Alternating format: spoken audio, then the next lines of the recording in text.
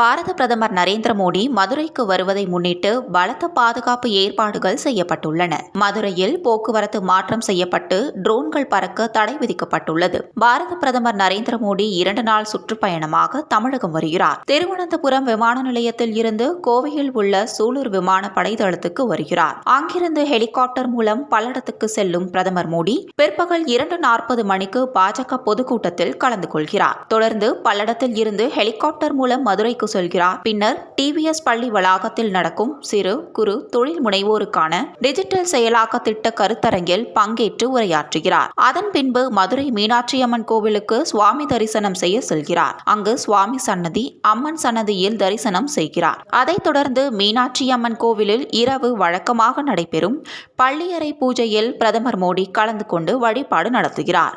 பாரத பிரதமர் நரேந்திர மோடி வருகையொட்டி மதுரையில் பலத்த பாதுகாப்பு ஏற்பாடுகள் செய்யப்பட்டுள்ளன. பாதுகாப்பு பணிக்காக சுமார் 6000 முதல் 10,000 போலீசார் வரை பாதுகாப்பு பணியில் ஈடுபட உள்ளதாக தகவல் வெளியாகியுள்ளது. மதுரை விமான நிலையத்தில் 5 அடுக்கு பாதுகாப்பு போடப்பட்டுள்ளது. ஏற்கனவே எஸ்பிஜி அதிகாரிகள் பாதுகாப்பு ஏற்பாடுகளை தீவிரமாக மேற்கொண்டு வருகின்றனர். மதுரை மாநகர் முழுவதும் போலீசார் குவிக்கப்பட்டு உச்சகட்ட பாதுகாப்பு வளையத்திற்குள் கொண்டு வரப்பட்டுள்ளது. பிரதமரின் வருகையை முன்னிட்டு மதுரையில் 2 நாட்களுக்கு ட்ரோன்கள் பறக்க தடை விதிக்கப்படுவதாக மாவட்ட ஆட்சியர் சங்கீதா தெரிவித்துள்ளார். மேலும் 2 நாட்களுக்கு போக்குவரத்து மாற்றம் செய்து மாவட்ட காவல்துறை உத்தரவிட்டுள்ளது. மதுரை வழியாக வெளியூர் செல்லக்கூடிய அனைத்து வாகனங்களும் மாற்று வழித்தடத்தில் இயக்க உத்தரவிடப்பட்டுள்ளது.